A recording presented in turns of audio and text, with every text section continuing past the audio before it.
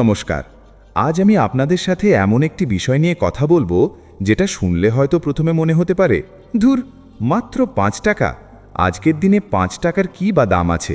কিন্তু বিশ্বাস করুন, আগামী কয়েকটা মিনিট যদি আপনারা মন দিয়ে আমার কথা শোনেন, তাহলে এই তুচ্ছ ৫ টাকার কয়েনটাই আপনার ছাত্রজীবনের এবং হয়তোবা ভবিষ্যৎ জীবনের মোড় ঘুরিয়ে দিতে পারে। রাস্তায় চলতে চলতে হঠাৎ পায়ের কাছে একটা ৫ টাকার কয়েন পড়ে থাকতে দেখলে আমরা কি করি? অনেকে হয়তো তুলে নিই, আবার অনেকে ভাবি, থাকগে, মাত্র ৫ টাকা তো, ধুলো মেখে আছে, তুলে কি হবে। আমাদের এই অবহেলা বা এই মানসিকতাটাই আসলে আমাদের পিছিয়ে রাখে। ছাত্রজীবনে আমাদের পকেটে খুব বেশি টাকা থাকে না। কারুর বাড়ি থেকে হাত খরচ আসে, কেউ বা টিউশনি করে নিজের খরচ চালায়। মাস শেষের দিকে আমাদের অনেকেরই অবস্থা খুব খারাপ হয়ে যায়। তখন এই ৫ টাকা দিয়েই হয়তো এক প্যাকেট বিস্কুট বা এক কাপ চা খেয়ে খিদে মেটাতে হয়। তাই ছাত্রজীবনে ৫ টাকার সেভিং বা সঞ্চয় মানে শুধু অর্থ জমানো নয়, এটা হলো নিজেকে বিপদের দিনের জন্য প্রস্তুত করা এবং নিজের চরিত্রের মধ্যে একটা শৃঙ্খলা তৈরি করা। আসুন একটু হিসেব করা যাক, খুব সাধারণ হিসেব। আপনি যদি প্রতিদিন নিয়ম করে মাত্র ৫ টাকা জমান, তবে মাসে সেটা হয় ১৫০ টাকা।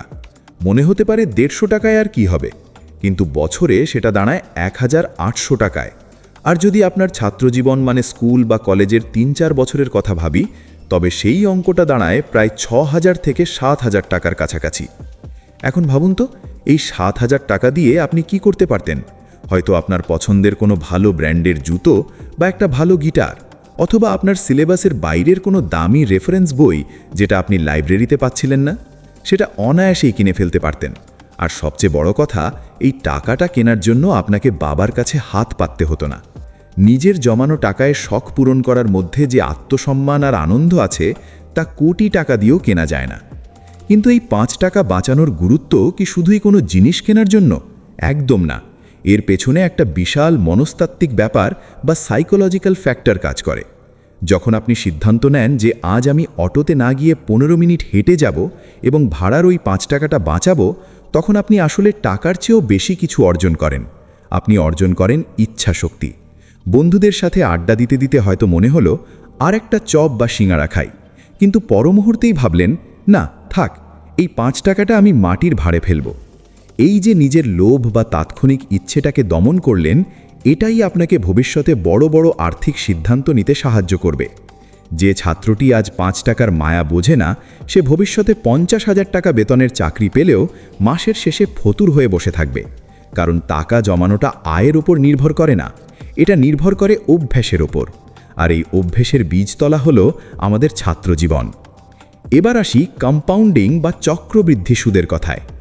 আইনস্টাইন বলেছিলেন, কম্পাউন্ডিং হলো পৃথিবীর অষ্টম আশ্চর্য। আপনি যদি আজ এই ৫ টাকা করে জমানো শুরু করেন এবং সেটাকে শুধু মাটির ভাড়ে ফেলে না রেখে কোনো রেকারিং ডিপোজিট বা মিউচুয়াল ফান্ডে অল্প বয়স থেকে বিনিয়োগ করা শেখেন, তাহলে ১০-১৫ বছর পর এই সামান্য ৫ টাকার জমানো রাশিটা কোথায় গিয়ে দাঁড়াবে তা আপনি কল্পনাও করতে পারবেন না।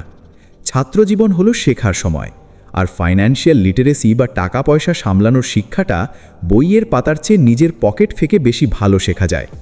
৫ টাকা বাঁচানোর চেষ্টা আপনাকে শেখাবে বাজেট করতে। আপনি বুঝতে শিখবেন কোনটা আপনার প্রয়োজন, নিড, আর কোনটা আপনার বিলাসিতা, ওয়ান্ট। তৃষ্ণা পেলে জল খাওয়াটা প্রয়োজন, কিন্তু কোল্ড ড্রিঙ্কস খাওয়াটা বিলাসিতা। এই ছোট্ট পার্থক্যটা যে ছাত্র বুঝতে শেখে, তাকে জীবনে কোনোদিন অর্থের অভাবে কাঁদতে হয় না। আসুন একটা বাস্তব পরিস্থিতির কথা ভাবি। ধরুন পরীক্ষার আগে আপনার একটা খুব জরুরি নোটস জেরক্স করা দরকার। পকেটে হাত দিয়ে দেখলেন মানিব্যাগ ফাঁকা, বন্ধুদের কাছে চাইতে লজ্জা করছে। ঠিক সেই মুহূর্তে আপনার মনে পড়ল, আপনার পড়ার টেবিলের ড্রয়ারের কোণায় একটা ছোট্ট কৌটো আছে, যেখানে আপনি রোজ ৫ টাকা, ১০ টাকা বা খুচরো পয়সা জমিয়ে রাখতেন। আপনি কৌটোটা খুললেন, দেখলেন সেখানে প্রায় ৩০০ টাকা জমে আছে। ওই মুহূর্তের স্বস্তিটার কথা একবার ভাবুন। ওই ৩০০ টাকা তখন আপনার কাছে ৩ লাখ টাকার সমান মনে হবে। একেই বলে ইমার্জেন্সি ফান্ড বা আপৎকালীন তহবিল। ছাত্রজীবনেও আমাদের জীবনে ছোটোখাটো ইমার্জেন্সি আসে।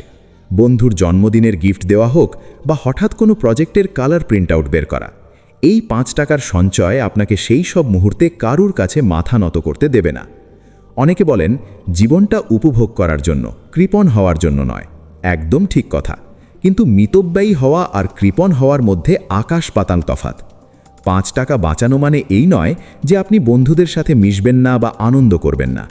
এর মানে হলো যেখানে খরচ না করলেও চলে সেখানে খরচ না করা। ধরুন আপনি রোজ কলেজে বা স্কুলে টিফিন ব্রেকে ক্যান্টিনে 10 টাকার কচুরি খান। আপনি ঠিক করলেন সপ্তাহে 2 দিন বাড়ি থেকে টিফিন নিয়ে যাবেন।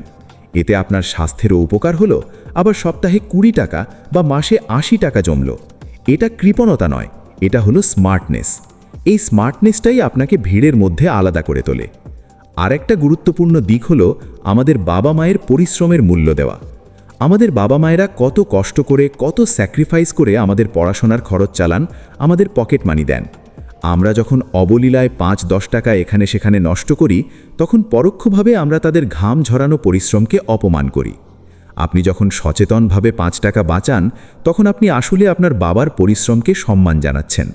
আপনি যখন ওই 5 টাকা বাঁচিয়ে মায়ের জন্মদিনে একটা ছোট্ট ফুল বা চকলেট কিনে আনবেন, মায়ের চোখের জল আপনাকে বলে দেবে ওই 5 টাকার গুরুত্ব আসলে কতটা। ওটা তখন আর শুধু কাগজের নোট বা মেটালের কয়েন থাকে না, ওটা ভালোবাসায় পরিণত হয়। এখন প্রশ্ন হলো, এই অভ্যেসটা শুরু করবেন কিভাবে?